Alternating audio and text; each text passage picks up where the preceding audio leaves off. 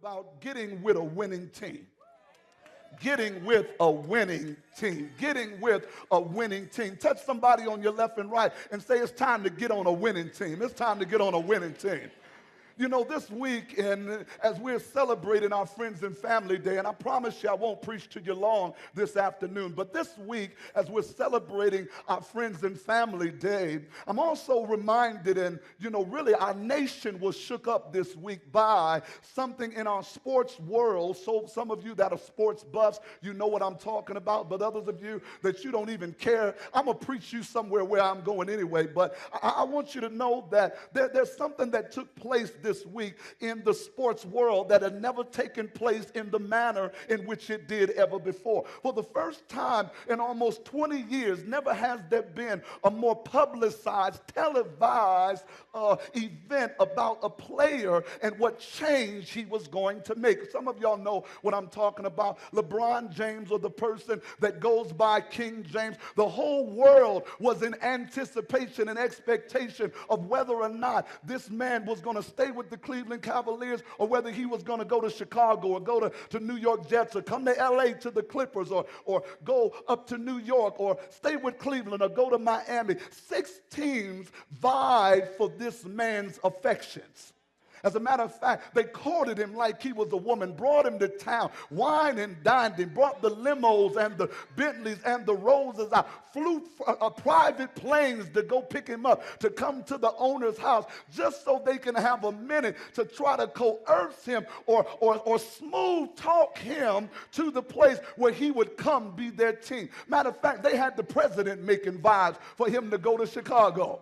The president said several times in his address, I'd like to see LeBron in Chicago. They begin to promise all kind of stuff. We're going to give you keys to the city. We're going to change and make billboards and businesses after you. We even going to rechange and name counties after you if you would just come to our city. And so for weeks now, LeBron held his own team and all of us in limbo, wondering which way he was going to go, which team he was going to be a part of. And wow, even his own team, he said he didn't tell his mother to that morning, but on that particular day, he called. Matter of fact, you know you bad when you can call ESPN and say, I'm going to give you a show. You know you're bad, because if you search the internet, it says LeBron's people called ESPN and said, I'm going to give you an hour show. I'm going to let you go ahead and televise my decision. And even though it don't take you but a minute to tell us where you're going, they did a whole hour program, had us sitting in anticipation, waiting to see where this man's going to go. And what's crazy is at the end of all of this, some of y'all sports fans watched it, and never before, not in 20 years, not when Wilt Chamberlain came to the Lakers, not when Kareem Abdul-Jabbar, who was Lou Alcindor, came to the Lakers, never has it been a more controversial change in the history of sports than when this man by the name of King James decided that he gonna change his team. And when they asked him this, now I asked them to go ahead and put it up there, because afterwards they not only did it publicly on ESPN, but the next day they called a whole city party. They called a whole city party about now what would be called the new Dream Team.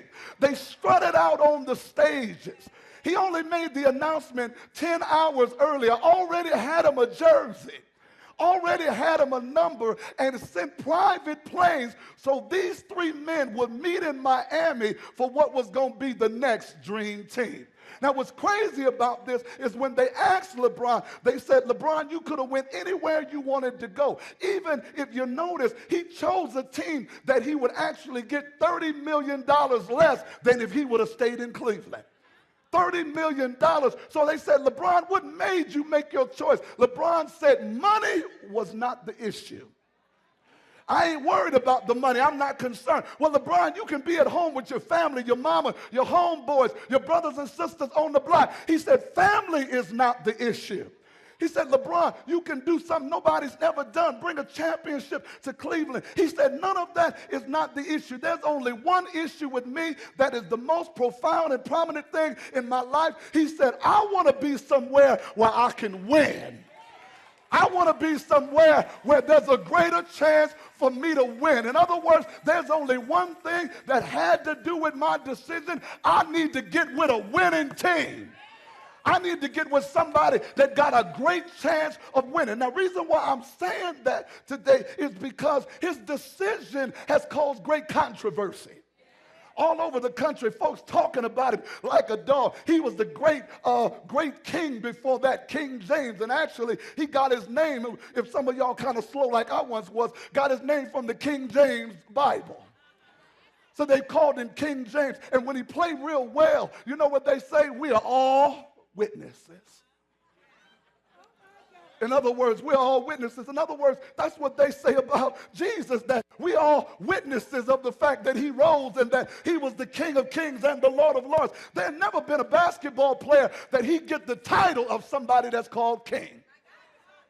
Never got the title, and everybody, I saw one team he played one time, and they interviewed the other team, and the guy stood up there, and they said, what do you think about LeBron James? Here's all he answered. He said, all I can say is, I'm a witness. He said, all I can say is I'm a witness. Now watch this, child of God, because when I speak about getting with a winning team, can I hear say getting with a winning team?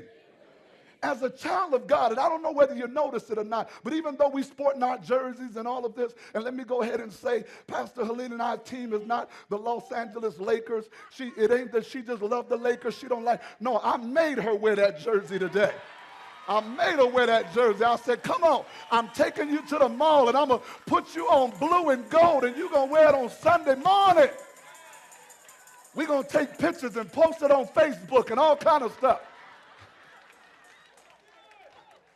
I got folks in other states told me, whatever you do, just take a picture of Pastor Helene in a